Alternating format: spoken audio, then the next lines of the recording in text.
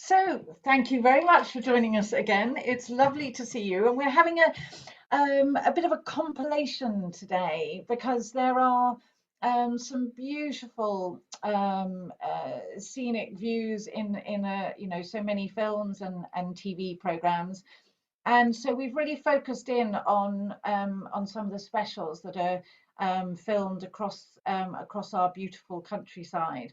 And it's quite interesting that seemingly the writers and producers of these series and these films almost cast the location as much as the actors and the actresses, and they spend huge amounts of time and money on securing the best locations.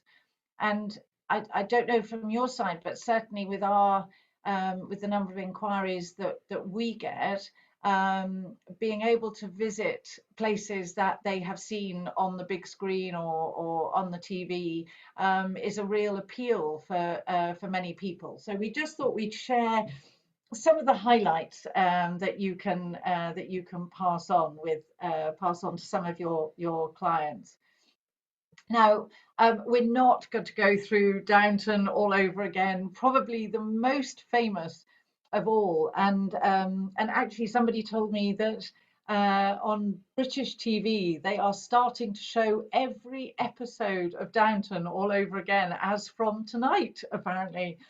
So there's obviously a yearning for a bit of a trip back into the past. But we've shared excuse me, we've shared a lot of the highlights of Highclere, so I'm not going to go over that again. But obviously, probably the most famous of all. Now, Oxford, we touched on this when we talked about visiting the city, but with its dreaming spires and the beautiful architecture and so on, it's no great surprise, I think, that a huge amount of filming has been done there.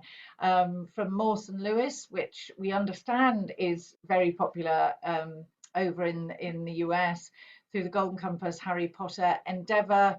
Is the sort of prequel to Morse, and the fabulous film of the Theory of Everything was filmed there. And it's, almost every picture that you see of Oxford with the backdrop is just fabulous. So we thought we'd share a few bits with you. If you're a Harry Potter fan, then this will certainly look very familiar. And the tours that we do for your clients can very much be themed around their preferred films or TV series. There is an Inspector Morse bar in the Randolph Hotel, and to be able to visit all of the locations is rather wonderful. And you may remember that I said they couldn't actually film in this hall in Oxford. They had to rebuild it for the purposes of the actual filming. And this is a slightly more fantastical, or even more fantastical experience with the Golden Compass. And I very much doubt they were wandering the streets of Oxford, but it certainly looks good. And we'll see Daniel Craig in a slightly more fantastical. Whoops, sorry. Up there. And this is from Lewis. So we had Inspector Morse, and then we had Lewis, and then they produced Endeavour, which was the prequel. But they are always wandering around and through the colleges. No great surprise that the students are normally involved in some form or another in whatever mystery that they're trying to solve. But it's a lovely gentle pace of filming that they do in Oxford. Now, something we've been asked for increasingly in the last 2 years, which is why we wanted to share it with you, is a request to go down to Cornwall. I think the success and popularity of Poldark, the new series of Poldark, sort of has started it, but also Doc Martin is a rather popular export, as we'll see. And I mean, the Cornish villages and coastline just absolutely lend themselves to the drama of the picture. And this is Doc Martin, which is filmed in the most beautiful little coastal town called Port Isaac.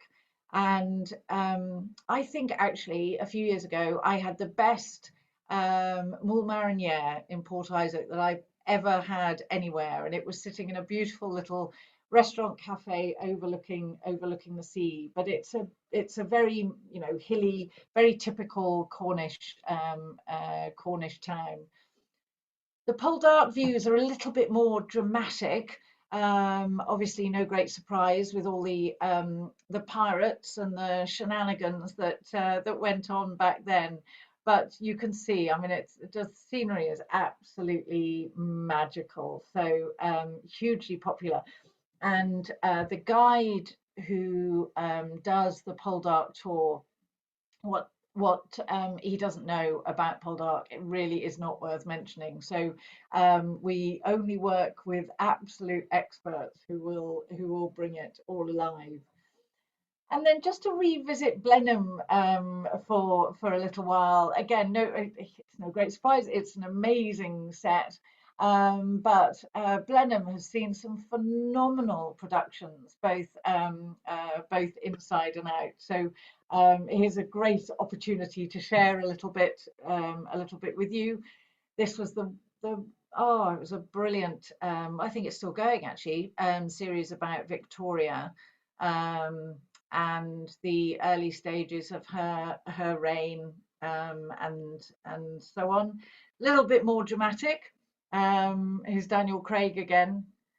I can honestly say I've never seen any cars being driven through Blenheim like this, but they must have had an awful lot of fun, doing it. But we'll make sure it's definitely safer for your visitors, your clients when they go. Um, and then the big friendly giant, which is an amazing bit of filming. And this is all inside the palace, which is quite extraordinary. Obviously, the bits that he's breaking as he's going through are all props, thank the Lord. But yes, it was all filmed inside, which is amazing. Um, and then into a bit more of the scenery. Hambledon Valley is utterly magical. It's about 5 miles from us here in Henley, and the sweeping scenery is you can't get any more quintessentially English. And it's therefore no great surprise that it is used largely for filming for TV and films. And there are so many just gorgeous little villages with obviously their quintessentially English pubs. Sadly, they're closed at the moment, but they will be open again soon. So lots of lovely places to stop for a pit stop for an afternoon tea or a lovely pub lunch in the garden. And just to drive through this scenery, it still takes my breath away. And you know, I live here, which is just wonderful. And Hambledon has featured, I mean, as you can see in a whole number of TV series and films, but it's just beautiful. So we had to share this little clip.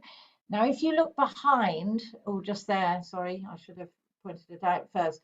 There's a windmill in the background, and that windmill still sits on top of the hill at Turville, and is a beautiful walk to climb up. And there's a lovely pub in the village. This sort of slightly gives a slightly misperception. This is driving through Hambleden Village itself, and I can hand on heart say that it's barely changed since that was filmed, which is wonderful. The people might be dressed a little bit differently, but basically the village is still the same, which is glorious.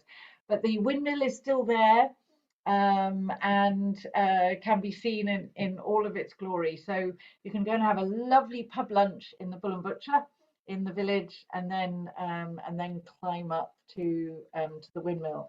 And the Vicar of Dibley, again, filmed all around Turville and in the village itself. Midsummer Murders must be one of the most popular TV series to have been exported from the UK, which is just glorious. And it's filmed all around this area. It's still going. They are still filming new series of it, even after, excuse me, 95 episodes being broadcast already, and it's fairly constantly on air with the repeats. And they use so many of the towns and villages in this area, from Tame, and which is where Lisa lives, and Henley, where I am, is often used as the sort of central, the main town of Corston. Hambledon and Turville pop up all over the place. So the images that you can see here, that's Turville on, sorry, Hambledon on the top right, and our beautiful market square of Henley on your bottom right. Sadly, there aren't so many people in the square at the moment, but there will be again soon. We hope. We hope. Midsummer is extraordinary.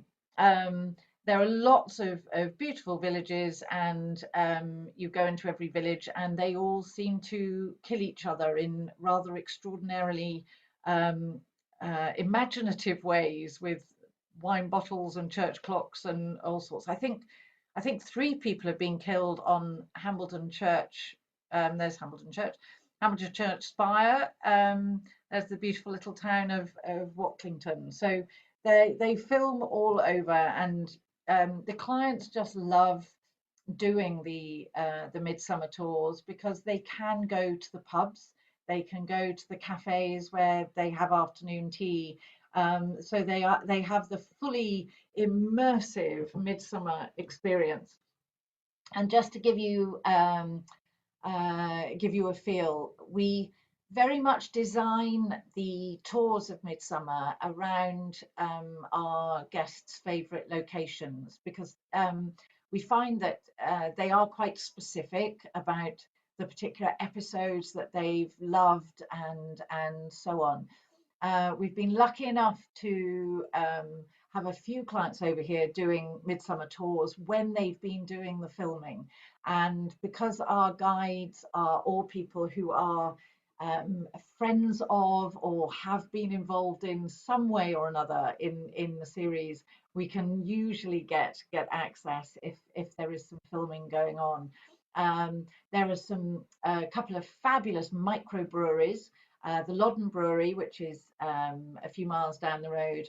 Some poor chap was killed in a vat of something in the main brewery. So murders have been solved across the county. I can promise you none of our guests have died during their visits to Midsummer.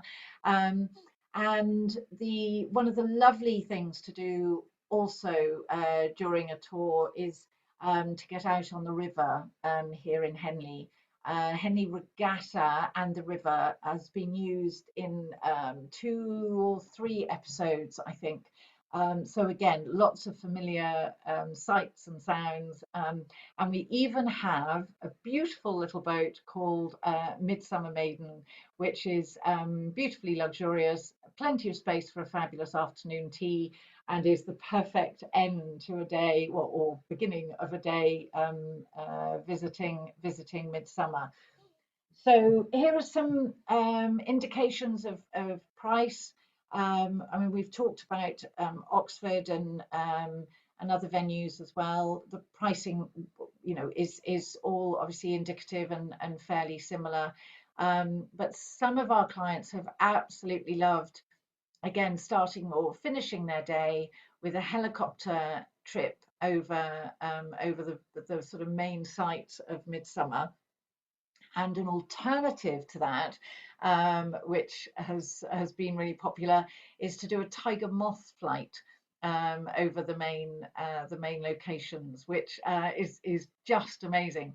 And the guys who we'll devote a proper episode to all of this, but the guys who look after the planes and pilot the planes are absolutely passionate about those machines. So they can share all the history and so on.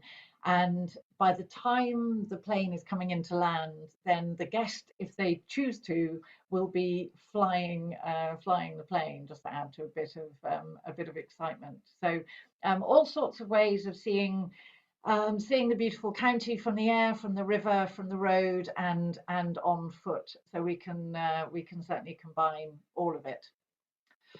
So I hope that's given you a good sort of summary of some of the beautiful places. There you go. That's the windmill at Turville. Some of the beautiful places that are associated with the filming. So when you have any requests, then we can certainly happily fulfill them. So, are there any questions or any locations that you've been asked for, maybe that we haven't included?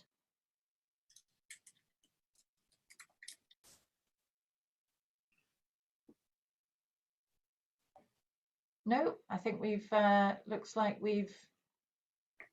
Oh, something's come in. Oh, thanks, Amy. Yes, good question. Cornwall, we'd really recommend at least one overnight stay. To go, I mean, there are a couple of ways of doing it. To drive from London, for example, to Cornwall is probably a good 5 hours by car.